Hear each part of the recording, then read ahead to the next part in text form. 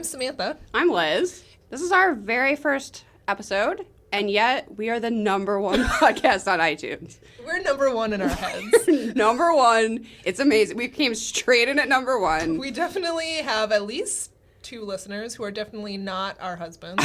Oh, that are not our... Okay. That's a lie. They're our husbands. I think we have 5...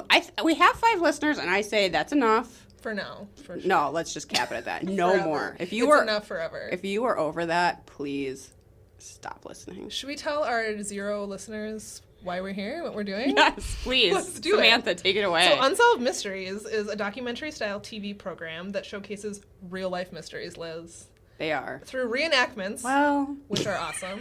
Which are awesome. The show profiles unsolved crimes, missing persons cases, conspiracy theories, and unexplained phenomenon, all in hopes that someone watching might be able to help solve a mystery. Perhaps it's you. Perhaps it's Perhaps. us. Maybe we'll solve a mystery That's my goal. in this podcast. Yeah. I'm glad we have our 5 listeners. Bless you for listening. But really, the purpose of us being here is we're going to solve one of these goddamn mysteries. That's what I want. That's how I'll know this podcast is successful. I don't care about anything else. Though, Casper Mattress, if we get sponsor of every single podcast in America, Samantha's building a house and could really use some free mattresses. use a mattress because... I mean, who couldn't use a free mattress? It's going to be real expensive. And Casper, if we don't get a Casper mattress... Casper, call us up. Seriously. I might be sleeping on the ground. Yeah. I don't know. All right. So just throwing that out there. You know you've made it when Casper Mattresses sponsors you. Or, what, Blue Apron? Yeah, I don't know about them. Or I'm Audible? really leaning towards the mattresses. Mattresses. Advantage for our This is why. advantage for our 5 listeners of listening to a podcast that no one has ever heard of and no one listens to.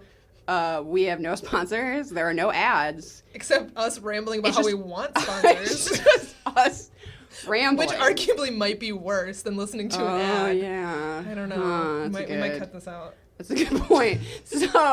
So we're super fans of Unsolved Mysteries. Is that correct to say? I think so, because we decided this was a good idea. Good point. Only super fans of a show that almost no one watches would decide to make a podcast We're about. like, people will want to hear us talk about this show from the 80s. Yeah. Yeah. Yep. Which people keep reminding me was a really long time ago, just to make me feel It doesn't seem that super long ago. old. Whatever. It's still relevant because Robert Stack is life. He's timeless. Robert Stack is love. He's timeless. He's love. Okay, so to let our 5 listeners know, we are watching along with Amazon. Right. They released this year the Yeah, first I think 7 or 8 so. seasons of Unsolved Mysteries. Season 1 is on Hulu also. I feel like it might not be in the exact order that things aired originally. I don't think so, especially based on the episode we watched Right. for this week's podcast. We can get to that. It seems like something's slightly amiss. Someone edited them, I think. Like, re-edited the original show. Yeah. So Which is fine. I don't think anybody is going to be Remembers. listening along to VHSs that they taped off. Maybe. If you are, please get in touch. We want to interview We you. want to talk to you. You're amazing. For sure. But yeah, I think no one probably remembers exactly what the original episode 1 was of Unsolved Mysteries. No. Because, yeah, it definitely seemed like based on Robert Stack's outfits in the first episode, Also, which were all very different in each mystery. Yeah. And the fact that there was an update in episode 1. There's an update in episode 1 from last September. Right, so clearly this Wh- wasn't the what? real episode 1. Robert Stack, why are you lying to me? I don't understand. And I like it too because when we watch ahead, we'll realize that they've recut the updates to put them with the original mystery. So you get to watch the mystery and then immediately get the update. I think that's Which so is you cool. don't call in and say, guess what? That guy lives down the street from me. And they're like, yeah, he was paroled like 12 years ago. Yeah, we Wait found for the him. update. Right. That's possible. So they It's had to also put them more together. satisfying, It's I think, it's way more to satisfying. get the update immediately. And so then you don't you're have not- to Google it. Although we Google it anyway. Yeah, well, Because that's how we are. Because we have a serious problem. How did you feel watching Unsolved Mysteries now, the first time you watched it now, and compared to like your memory of it from the 80s? I don't have strong memories of it. I feel like my parents didn't let me watch shows Oh, like because your parents this. are like good. Whereas I- yours I- actively encouraged you to watch I scary things that would keep hear- you up at night. I hear you. So I have very little, Okay. if no memories from watching it as a child, which is I- nice because I kind of come into it with a clean slate. I don't remember it specifically. I know that I watched it, And it was one of those things where I assumed rewatching it would be very cheesy. And it has its moments, but it also really held up. I as think like so. gripping television where I want to know what happens. And sure, sometimes it's about the Loch Ness Monster. Which I kind of Or remembered ghosts or those more, that I was like, isn't that show half about aliens? No, not really. It's like half about missing women. Right. Or amnesia. Or people with amnesia. Or not that many people get amnesia. Robert We've Stack, learned not since that many this... people get that amnesia. So not everything has aged well. But I think it's actually more timeless than I expected of the show. I would agree with that. So, like, yeah, let's get started, I guess. Episode 1. Yeah, we watched season 1, episode 1, according to Amazon's re-edited version. Sure. And there's 4 mysteries, and what we did was we split them up, so each of us have 2. We're going to recap them and then talk about them. Yep. Mystery 1 was let me get my notes out. God damn it, I'm not prepared. This is not... Newsflash, guys, we are not professional podcasters. They've figured that out. If they're still listening... They're not. Our 5 listeners are gone. They've But checked out at this point because we are... because the we're just opposite like, of professional. mattresses, please. Yeah, we're not just doing this to get free mattresses. No. Because that's not going to happen. That's not going to happen. We're just here to talk about Robert Stack, which is also why you're listening. And also because you probably grew up, like me, reading too much Nancy Drew or whatever. Oh, for sure. And you thought you would go on vacation and solve a mystery. And then that never happened. I still think we're going to grow up to be those ladies from The Keepers who are drinking wine and solving mysteries. And bribing people with crab cakes. Yes. Yes, that's my dream. That's my retirement plan. My dream is to retire and solve mysteries with you. Yes. This is just preparing us. Preparing us in the meantime. So, tell me about Mystery 1. The first mystery was an unexplained death, and it is the death of Shannon Davis. So here's what happened. In July 23rd, 1980, in a small farming community in Michigan, Dave Davis and Shannon Davis decide to go on a horseback ride. They live on a farm. I think they have horses. Unfortunately, according to Dave, Shannon doesn't know how to ride horses. So maybe not a great plan, Maybe Dave. not. So she lost control of her horse, fell off, hit her head, and was rushed to the hospital, but sadly died. So everyone believed Dave's story about how she fell off this horse. They must have known she can't ride horses. well, I never saw her ride a horse. I don't know. But yeah, so Shannon's mother thought Dave was a really nice guy, and her father liked him because he was, quote, very manly. Yeah. Which I found a little strange. The patriarchy is alive and well Yeah. Anyway. Yeah, it's the 80s.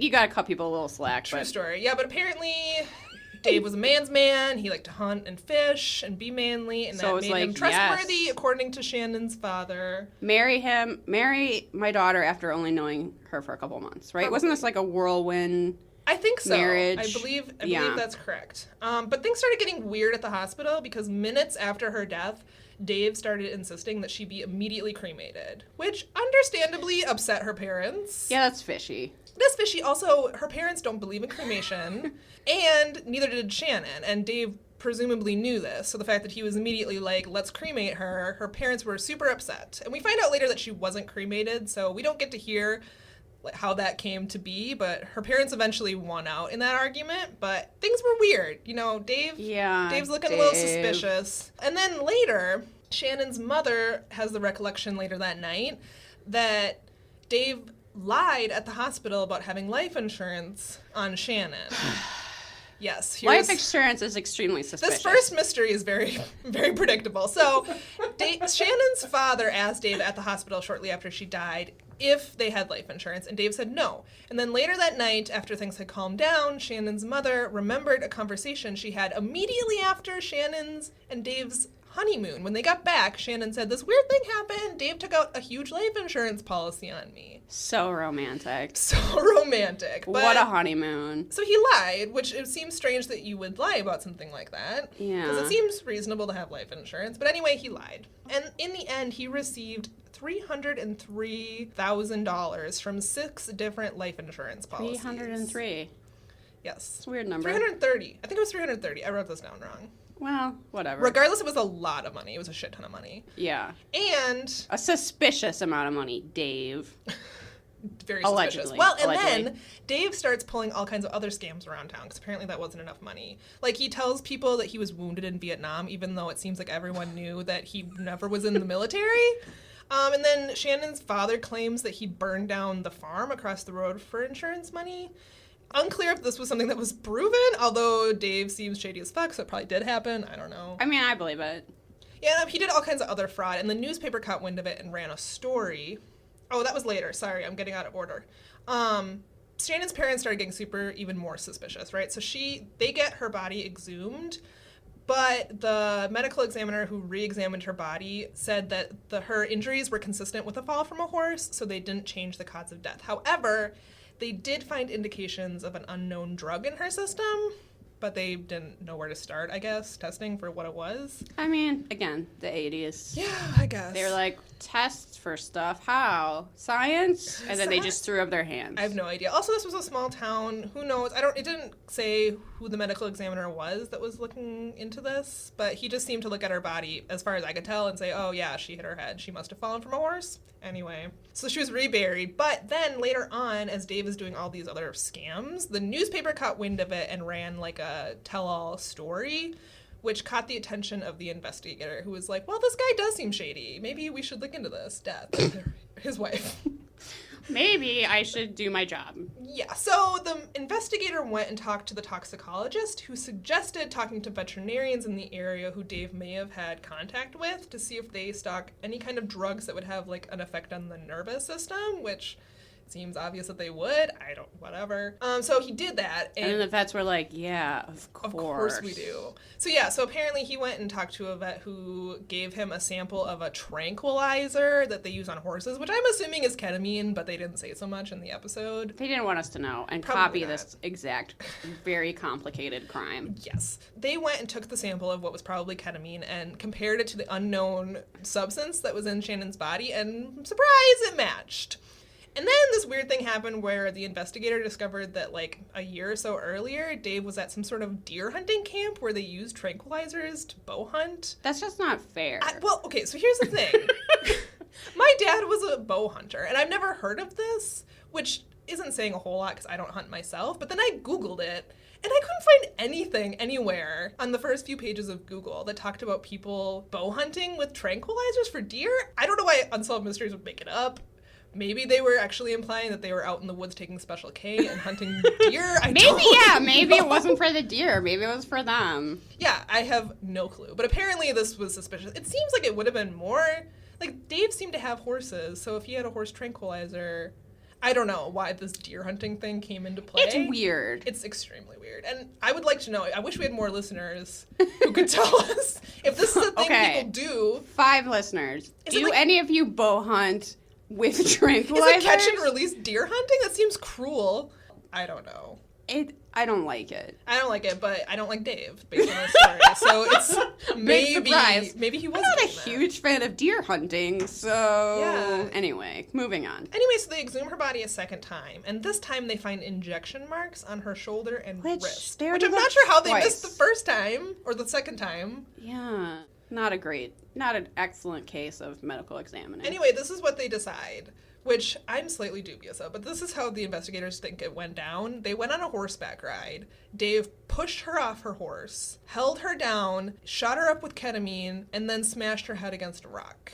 I actually have some relevant information. You do tell. There is a forensic files also about this case. Oh my god, you went deep.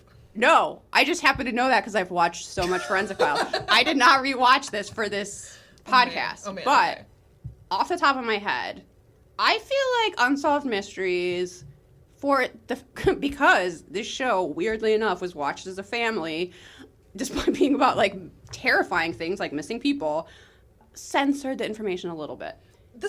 They made it more wholesome than pushing her off a horse, Yes. shooting her up with tranquilizers and smashing her head into a rock? Yes. What actually happened? Because apparently they liked to have sex outside.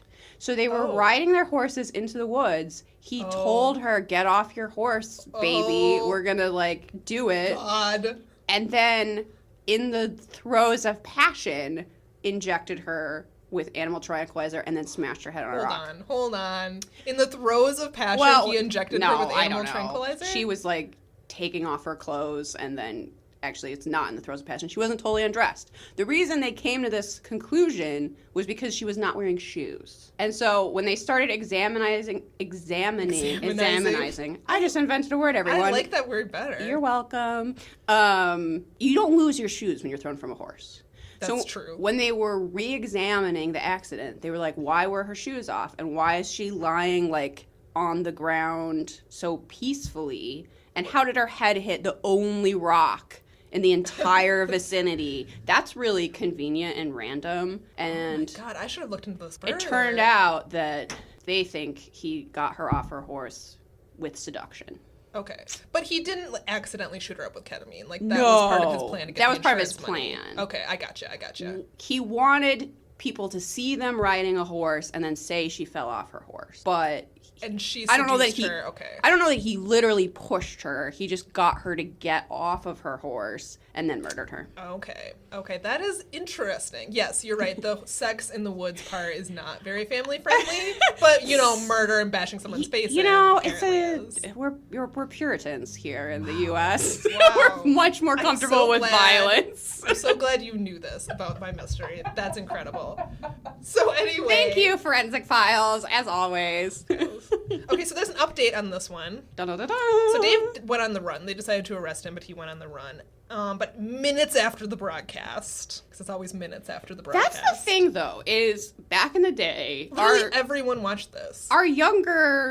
The younger members of our 5 listeners won't remember that back in the day, you did not have that many TV channels, and everybody watched at dinner time. At dinner time, broadcast TV, and we all watched Unsolved Mysteries. So if your face was on Unsolved Mysteries or America's Most Wanted, you were caught. Yes. Because they'd be like, oh, Phil, he lives down the road. Because someone that knew you would see you and call that hotline. And I saw a tweet on Twitter saying, can you imagine having the job of working at the Unsolved Mysteries hotline? That's my dream job. I can't remember who said that, but yes, that is my dream. I would love to imagine that. If they reboot the show, I might consider quitting my job to work in the Unsolved Mysteries So then someone calls and it's it's like, oh, that shady mofo? Yeah, I know exactly where he is. So yeah, he was caught in minutes, even though he was in American Samoa. Yes, he was. He was in American Samoa living with his 20-year-old wife, who, when they took videos of her, she looks super salty. Yeah, she was pissed. She was so pissed, and rightfully so. She found out that she was like, oh, I married a murderer. Yeah. Great. So he was convicted of murder and received a life sentence. He served 35 years and died in prison. Well, I'm not really that sad. Forensic Files. I'm not really sad that he died in Not exactly. prison. He got what he deserved. Forensic Files, because it's always going to be geared towards a more mature audience. A more mature audience, and they're looking. It's more going to be pro the examiner than trying to make it seem mysterious. That's true. So it did make them seem less incompetent than being like, and then they exhumed her again, and then. Well, and here's the thing, because when I heard their explanation on Unsolved Mysteries for how this went down, I was like, why would he push her off a horse? At what point does he need to inject her with ketamine? She's on the ground. Right. Hold her down, bash her head in. Like, that's an unnecessary step. And how does someone get pushed off a horse anyway? I've ridden horses all my life, and even if you don't know how to ride, like, you don't just, like, fall off. Someone couldn't just, like, ride up and then be like, hey, and push you off. So I was incredibly dubious. It does seem like the ketamine was an unnecessary step. It seems unnecessary anyway. But I suppose if you really bash someone's head with a rock while they're struggling, it might be obvious they didn't fall off a horse. Maybe he just had the ketamine because he and his bros took it recreationally in the woods while they were deer hunting. So he's might as well. Some weird bow hunting deer cruelty league. And he already had ketamine. He's like, well, I don't want it to go to waste. So I'm killing my wife anyway. So I might as well use it. And I'm also going to burn down a barn. I got a lot of plans. Money. That's how manly I am. This is lesson learned. If someone is manly, that does not automatically make them trustworthy. In fact, you should be a little suspicious of them until you decide otherwise. Be a little suspicious. I think Unsolved Mysteries teaches us to be a little suspicious of everyone until you learn otherwise. Yes. Which... How well do I really know you, Samantha? I've known you, I think we were right, at a year. Probably. I think we... Met, a year ago? Well, and the fact that we bonded over our love of true crime and it murder speeds stories... It up. Yeah. Makes it I don't know. It counts as like friendship 5. that's built on solid ground. It counts as like 5 years.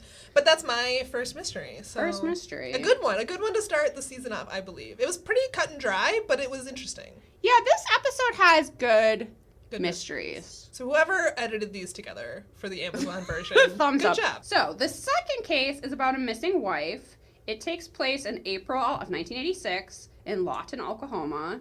It starts with a farmer seeing smoke off in the distance, and then it takes the highway patrol 20 minutes to get there, which is a little concerning. But it was a rural area. It is in the middle of nowhere.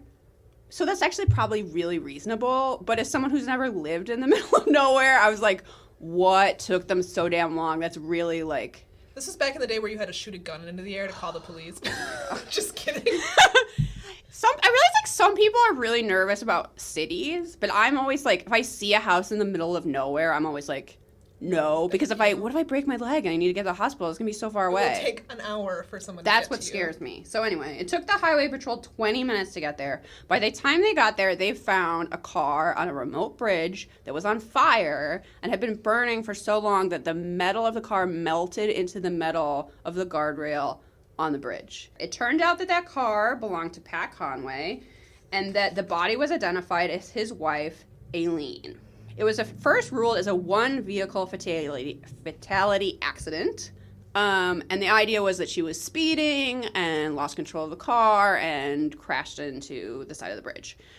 Her husband is like, wait up, that doesn't make sense. Why was my wife there? This is an area that we've never been to. As I talk a little bit more about her, it seems like she doesn't seem like the type of person that would speed. Does that make sense? She did not seem like the type of person who would speed. She doesn't seem like the type of person who was a reckless driver that was going to lose control of her car and No, Eileen drove 10 miles below the speed limit in the fast lane. I feel very confident. I never knew her, but I feel very confident saying that she never sped in her life. I agree. Anyway, so the husband, after the accident, goes home, and he finds some other things that make him suspicious. The patio door of their house is open, which, if he finds that suspicious, I guess that's unusual for them. A hose is still running, topping off their swimming pool. I don't have a pool. I've never had a pool, but from looking at various people's comments on the internet, I highly recommend, if you're into Unsolved Mysteries, look at the Unsolved Mysteries website for the various cases. You can read people's comments, and there's lots of people saying it takes like an hour to top off a pool. Fine. So. Sure, I don't know. Sure. Okay. Okay. Internet, I believe you. So a hose is running, filling up the pool. An iron is left on an ironing board.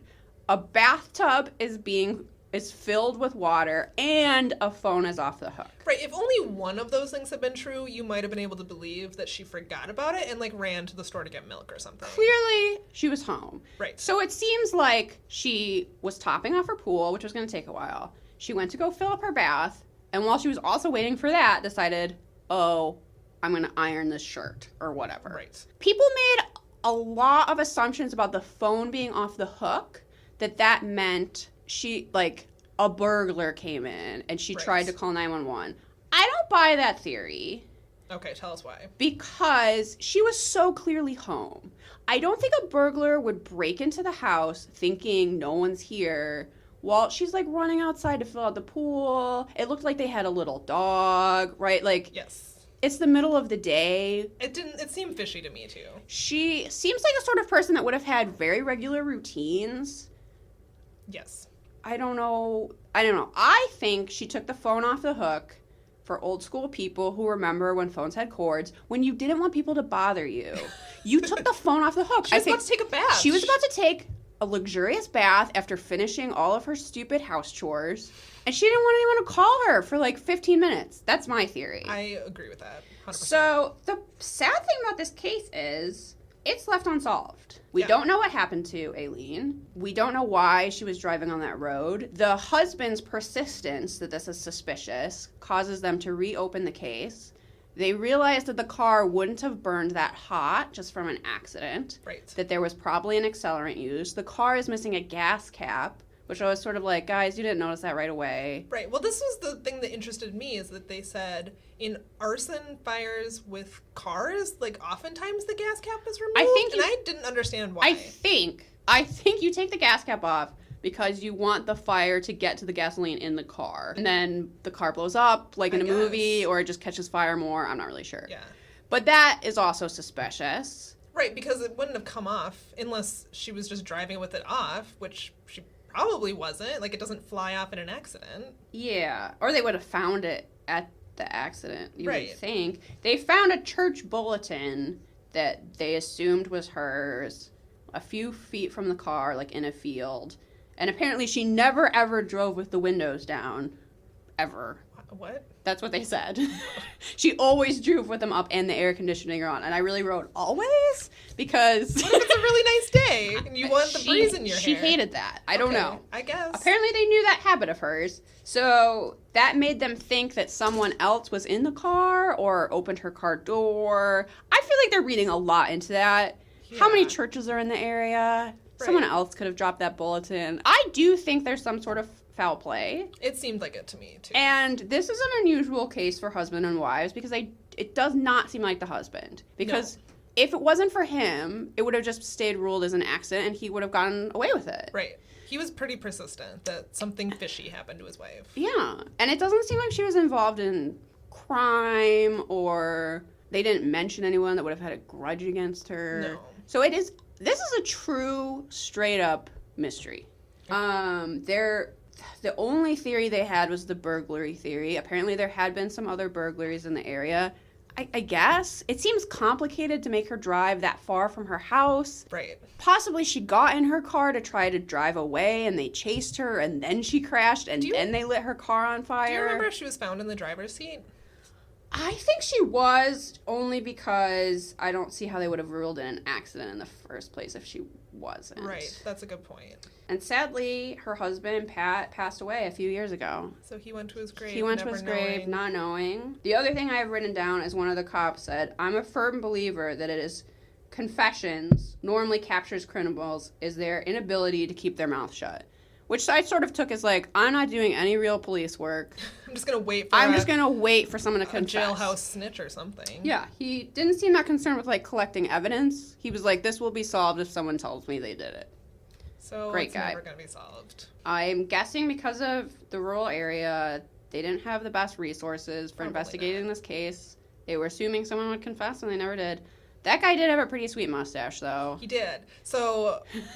We have to decide between ourselves who gets the MVM for this episode, which is the most valuable mustache. I will post it on our Instagram page. Yeah, I'm voting for that dude. For the investigator? For this one? I'll have to go back and look at him because I don't remember. It's kind of like a gray, almost handlebar. I mean, it's a very cop mustache. There's a lot of mustaches on this show. There's a lot of mustaches, and also all the cops look like cops from the 80s, which I guess makes sense because they were cops from the 80s, but there's a specific look. So cliche. They're all white. They're all older. They all have these mustaches. They all have mustaches. They're all talking in this kind of gravelly voice that sounded like, look, you don't know how this is, but basically criminals are everywhere and I don't care.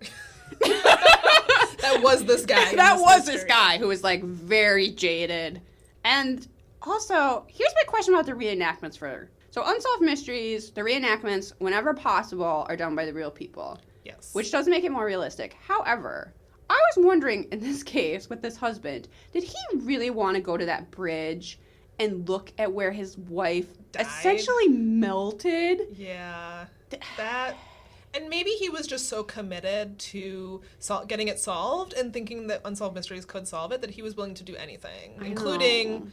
go to that bridge. And that just made me really sad. Yeah, it did. It made me sad too. And when they filmed him like walking into the house as like the day he discovered her gone, like that had to bring back some really painful memories for that man. I'm sorry, Pat. I know. But should we talk about the next one, which is significantly more uplifting? Oof, Not uplifting necessarily, but lighthearted. None of them are really that uplifting. True. But they're less of a bummer than that one. Yes, this one's less of a bummer. So this next one is a Mysterious Legends. Dun, dun, dun. You know it's going to be good. So here's what happened. In 1928, Glenn Hyde decided to make a homemade boat and try for a record-breaking rafting trip down the Colorado River through the Grand Canyon with his new bride, who had never been on a boat, and for some reason, Glenn didn't want to wear life jackets. Wait, wasn't this trip really long and she had never been on a boat? It was super long. They had never been on a boat. It was unclear if she even knew how to swim. And for some reason, Glenn Hyde decided that they wouldn't wear life jackets. Worst trip ever. God. Yeah. And they filmed some shots of people going over rapids. I'm assuming that we're in the Grand Canyon. And those looked intense. Yeah. Crazy That's intense. probably not where you start, at the No. actual Grand Canyon. And I don't know how bad the rapids are, like, upriver from the Grand Canyon. I'm sure they're pretty bad. And it didn't say, I should have looked up, like, difficulty-wise, how hard this trip would be. No, it looked hard. But it looked hard to me. For your first trip, you should do something that's, like, a couple hours. Well, and they had just gotten married, so this is like their honeymoon, which sounds like a nightmare.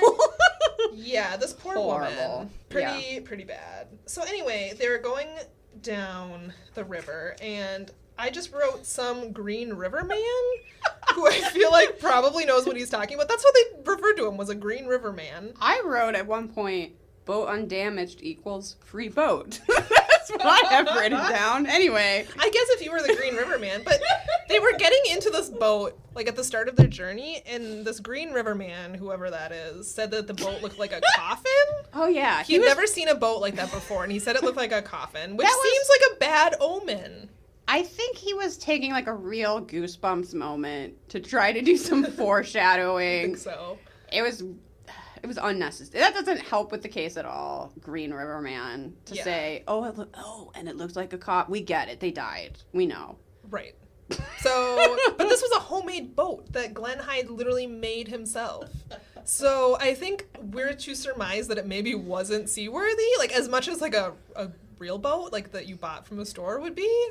Yeah. Anyway. Yeah, it's suspicious.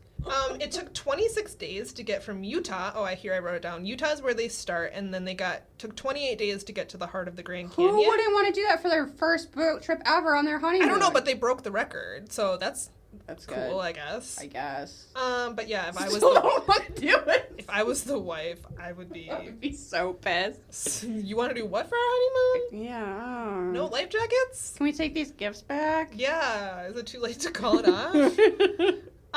So anyway, when they got to the Grand Canyon, they visited a famous Grand Canyon photographer named Emery Cobe. Bessie, who is the wife's name, by the way, was apparently over this whole river trip thing. Understandable. Yeah, I can't really blame her for that. It doesn't really sound like the honeymoon she would have chosen. Anyway, Cobe tries to tell them, like, they had dinner with him or something, and he tried to tell them that it isn't a good idea to go through the rest of the trip, like through the Grand Canyon, and he begged him to at least take his life jackets, but they refused. Why not wear a life jacket? I don't understand. And to me, I compared this in my head to, like, hikers that hike Mount Everest without oxygen. Like, maybe it's supposed to be, like, more rugged. Or, like, more of a challenge. But it just seems unnecessary in this case. Yeah. Especially for at least have your wife who's never been on a boat before wear a life jacket. If you don't want to wear one, fine. But at least put one on her. It's a sign of being kind of controlling, at the very least. Oh, for sure. Yeah. That's like, when you see guys with women on their motorcycles, like, where she's wearing, like, his helmet or whatever. Yeah. Like, you're kind of dumb for not wearing a helmet, but at least you gave yours to her. Sure. Like, this just seems you don't have to both suffer. Dumb as fuck to me, but whatever. 2 days later, their empty boat was found floating down the river undamaged. All of their items... see, there you go. Free boat. Well, the boat, must have been pretty seaworthy because it was intact, and everything that they brought with them was in the boat. Like, it hadn't fallen out. So, and they broke these records with their coffin boat. Right. So they did break the record. I guess I don't know once they got to the Grand Canyon if they broke any records, but after 2 days... Yeah, they sure sometime between when they got back on the river and 2 days later, they disappeared. And... yeah, everything in their boat was intact, so it's not like it was capsized or anything because all of their stuff was still in it, and they brought a lot of shit with them, so... I mean, it was a long trip. Yeah. So it seems strange that they were just, vanished. But here's where it starts getting a little wild. 50 years later, and they didn't really say, but I assume they just decided that they were lost in the rapids or whatever. We found this boat, oh well. Which is... the conclusion I would have come to. They didn't wear life jackets. She probably couldn't swim. These are really difficult rapids to navigate. So anyway, I think that's what they decided. But 50 years later, authorities found a human skeleton hidden in Emery Cobe, the photographer's boathouse, inside a canoe.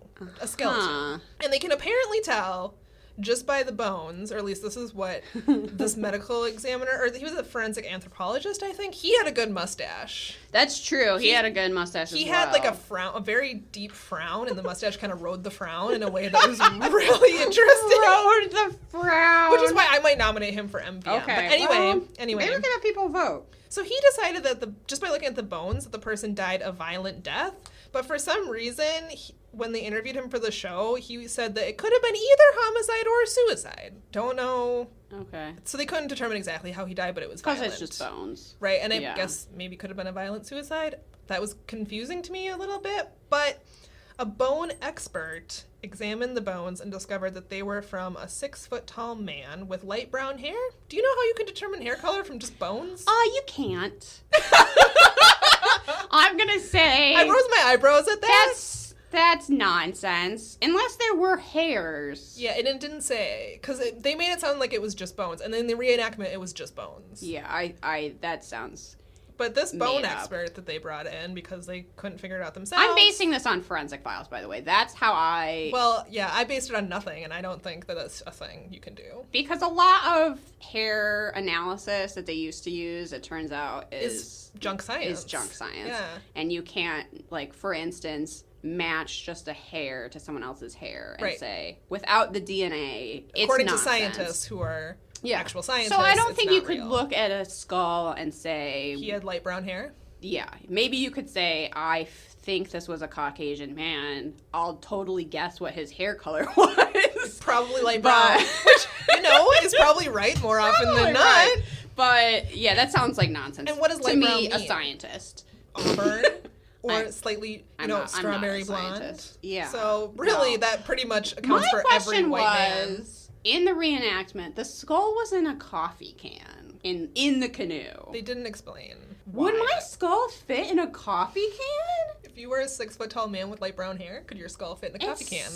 Maybe it's a Costco small. coffee can. It was like bulk. Oh, maybe. I have no fucking idea. That didn't even cross my mind, but now that you're saying that seems really strange.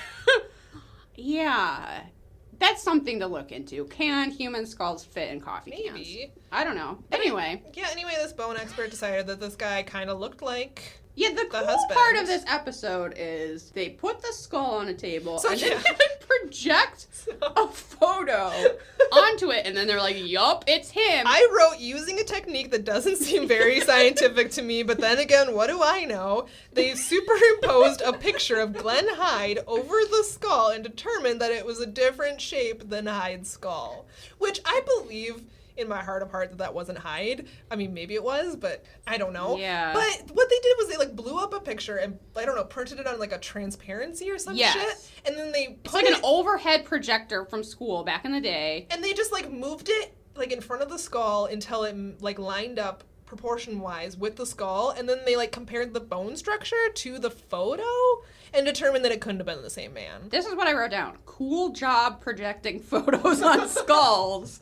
Then there was a quote from Robert Stack where he was saying this was the only way to determine if it was the same person. So and I wrote, by eyeballing it? Because this does not seem precise. Not at all. And at all. Okay, you've watched a lot of Forensic Files more than me. Have you ever seen this technique used before? So clearly, this is not a standard investigatory technique. I feel like even the earliest Forensic Files is probably later than this. That's true. So this might have been something they did. They did, and then realized this is not complete precise. bullshit. Yeah, because the photo might be of him at a different age when he died. It might have been different lighting. I feel like you could find two photos of me that I know are of me that don't really look that alike. No. So and you can't really see someone's bone structure precisely under their skin because you have muscle and fat and tissue over your bones. So I don't know. Is I'm this not an photo expert. exactly straight on? Yeah. I just wrote, this is how scary Halloween pictures were invented. By projecting photos over skulls. So it's like those hologram things you buy at the Halloween store. But the other thing they did find was a bullet embedded in the skull, and the experts decided that the person had died in the 1920s. And interestingly, the only two people that disappeared in the Grand Canyon in the 1920s were Glenn and Bessie Hyde. Dun dun dun! So they theorized that perhaps because Bessie was over this boat bullshit, that she convinced Emery Cope to kill her husband. Which, whoa. So she could get Someone out you of it. just met. Yeah, and he apparently went along with it. I'm not really sure, and Emery Cope had died by the time they discovered this body, so who knows? But then it gets a little fishier because some random guy claims that when he was on a boat trip through the Grand Canyon with a bunch of strangers, that this quiet woman who didn't say anything the whole trip, one night around the campfire when they were talking about this legend, admitted that she was Bessie Hyde and she killed her husband, but she said that she slit his throat or strangled him, I can't remember, or stabbed him. It wasn't shooting. I think it was stabbing. So that she could leave, and then she just, I don't know, pulled the boat over and got out. But this is suspicious. And he didn't know who this woman was, but apparently tracked her down after the trip and called her. And she denied ever saying that she was Bessie Hyde or that she killed her husband. That's not evidence. That could just be a ghost story or None of this weirdo. is evidence. This random guy, I don't know. Wasn't that guy interviewed while lying in a field? That I could not figure out. He was in the Grand Canyon, I think. He was just like lying on one side. There was like a boat behind him. It was odd. It was like, oh, you want to interview me? Let me lie down. It was weird. He was like lounging. Yeah, no. I don't trust that dude at all. I didn't either. But there's no update. It was never, this case was never solved. It remains a mystery. I feel like the simplest answer is correct and they just fell out of the boat. Or maybe one of them fell out of the boat, the other one tried to rescue them, and they both drowned. Probably. Because, the boat, just because the boat didn't capsize doesn't mean that they didn't fall out and drown. They refused to wear life jackets. Went swimming and, I don't know. Yeah. Didn't make it back. The rapids looked really, really terrifying. And then maybe that photographer found their bodies and hates the police and just kept them. But that is the weird part, that this Emery Cope guy had a dead body. And I didn't Google it. Did you Google to see if they had solved that? I don't think they had. I don't think so. So it's a weird coincidence, I'll admit, that he had a dead skeleton of a man in his boathouse. But I don't think that means... It's not normal. No, it's not. But... I don't think that means that it had to have been one of the Hydes. No. I just think that probably she fell out of the boat. She couldn't swim very well. It was in rapids. He tried to go after her and save her, and they both drowned. I mean, my favorite murder has taught me that a lot of people go missing in national parks. Yes, that's true. A terrifying number of people. So could it really be the only people that went missing in all of the 20s were those two people? That doesn't seem right. I doubt it. Maybe people those are just the only two people they know of that didn't get reported. Yeah. It seems fishy a little, but I also just think that they just drowned, and it's sad, and they shouldn't have been on a boat without life jackets in the Grand Canyon. The lesson of this is wear a life jacket. Wear a goddamn life jacket. Don't be a hero. No one's gonna think you're cooler because you did this not wearing a life jacket. It might look kind of lame. Just do it. Yep. So that was mine. Okay. You have the last one. I have the last one. Which is my favorite of this episode. A great case. Yes. Well, sad. Also sad. It's really sad. It is a bummer. But an interesting mystery. So this is the case of Dottie Kaler, who it's a missing persons case, and it remains unsolved. I'll tell you right now, because I just want to brace you for what a bummer that is. This is a big bummer. It's a big bummer. So she's married to this guy, Jewel. He claims, and we only have his word for this, that he dropped her off at a train station. He didn't even seem to know where she was going, which is strange when you're dropping off your wife with agoraphobia who doesn't like to go anywhere. Yeah. That he dropped her off at the train station, she bought a ticket, and was never seen from again. And that the next day, he finds her car at the train station, which makes no sense because he dropped her off. Right. And then just proceeds to leave her passive-aggressive notes. On the car. On the car, basically saying, the house is in disrepair, come home. Her friend, who... was a part of a support group, right? Yes. Her friend Shelly, who I wrote down, seems like a good friend and supported her new haircut. And her whole new look. Her whole new look. So Dottie was clearly trying to get her life together. So she had joined a support group called Women in Transition, the most wholesome name ever, that she was meeting with once a week. She had this friend, Shelly Wilson, who seemed super nice and was the person that was actually concerned that she was missing. So Jewel just keeps leaving these stupid notes on her car. Her friend Shelly's like, hey, Jewel, have you seen Dottie? And he's like, no, not for like 5 days. I don't know where she went. I don't know what happened. And she's like, so you told the police? And he's just like, no. So she tells the transit police Okay. And then they Place to tell the start. real police the next day. And then, like, so, you know, it's been like 6 days, I think, by this point that she's been missing, that they actually start a missing person search for her. And she's never found. Never. So in that investigation, they realized that she had set up a P.O. box and had also made a bank transfer for a $5,000 cashier check. So that sort of lends to the belief that she got on a train and just left her horrible marriage. What I failed to mention that was suspicious was also in her car that was found at the train station, her purse was in it. Right. I forgot about that part. Which does make you think that she didn't just go off and start a new life. Her sister was of the opinion that, yeah, she just left because her husband was terrible, and she was acting like, oh, he disappeared half of their marriage. That seemed to just be for work. So tell us about these comments on this article. The comments on these... And these are on unsolved.com, which is the official unsolved.com. website for Unsolved Mysteries. You can go on and read about it and then make comments. I think the point of having the comment section is in case someone says, hey, I have information. Yes. They could, instead of just calling, which you can still call, I think. I think so. I think they still...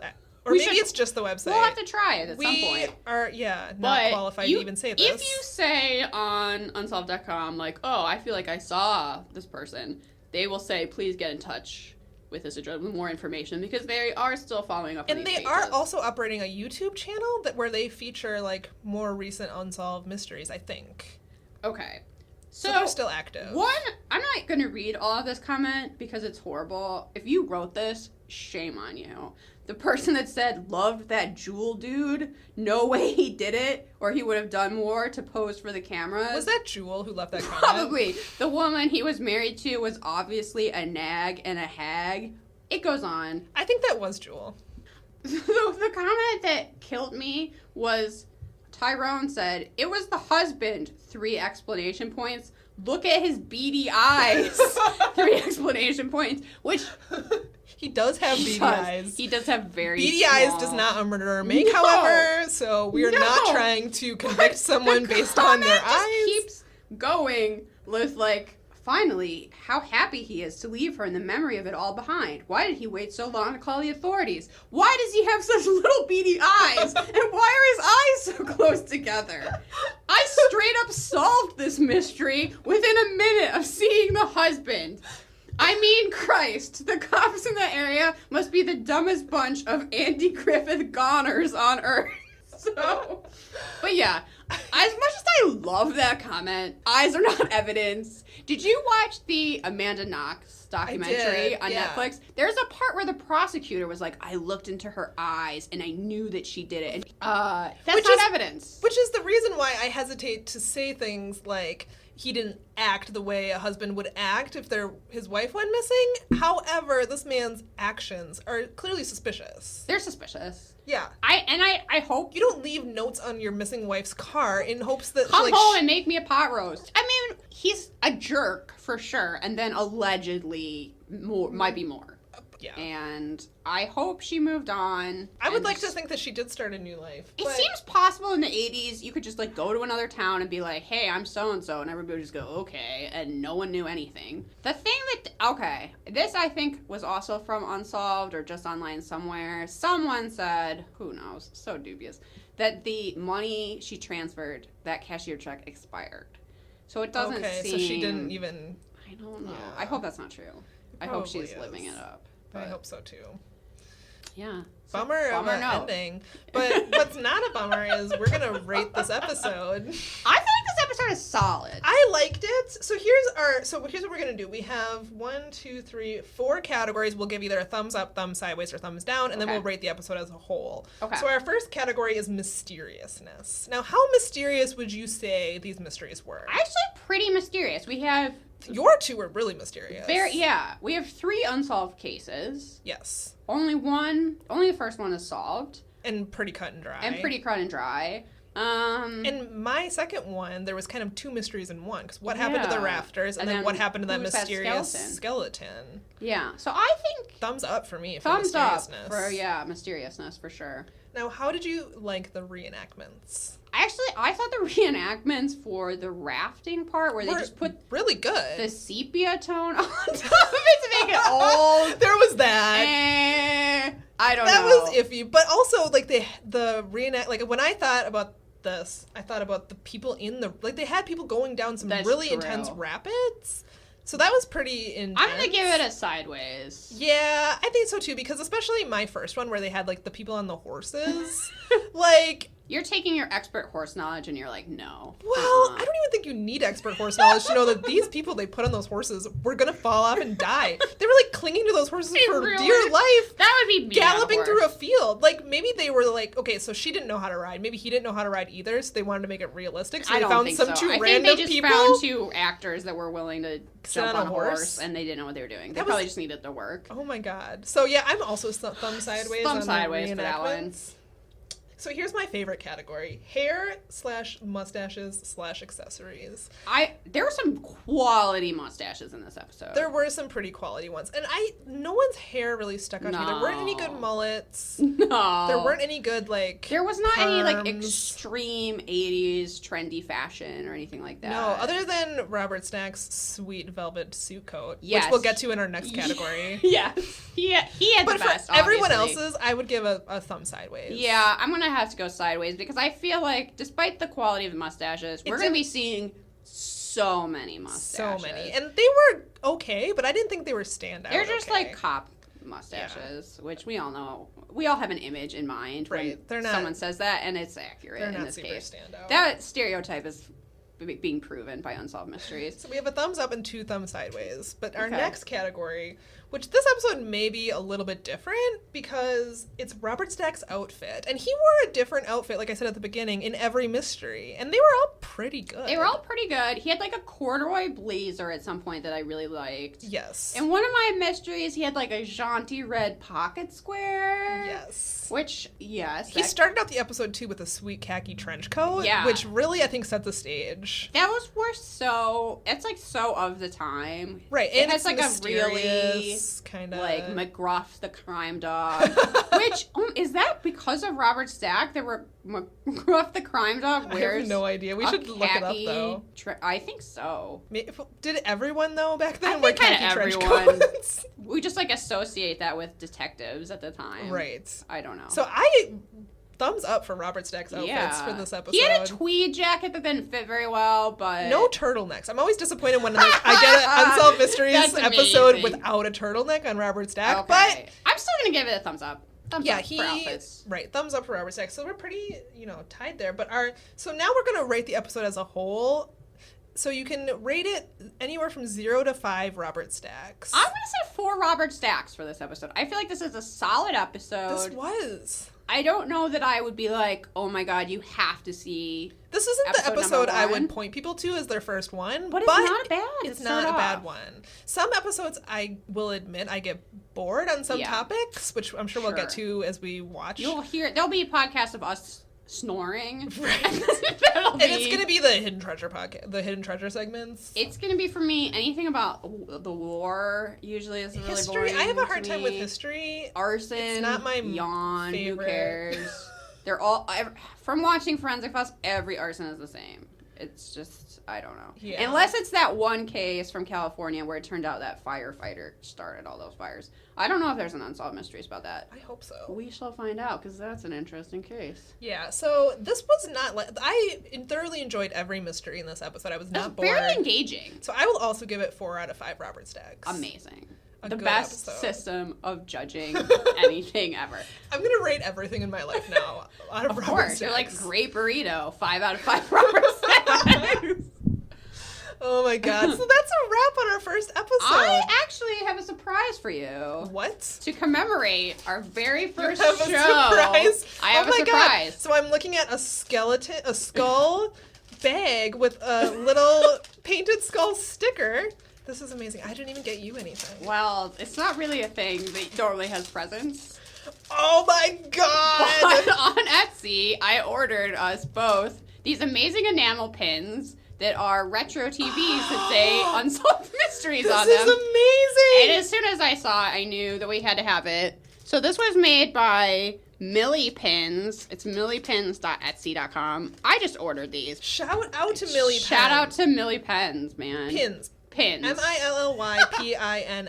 Yes. Because it's a Etsy.com. really great, it's pretty large pin of a black TV that says Unsolved Mysteries on it. This is incredible. You are amazing. I'm so excited. So now we will always remember our first episode of this podcast. This is incredible. So that's a wrap for our first episode. Thanks for listening to us babble. Should I plug our social media even though Yes, no one's listening? please. So we are on Facebook, Twitter, and Instagram at Perhaps It's You, YOU. I am on Instagram and Twitter at the Samantha Bean.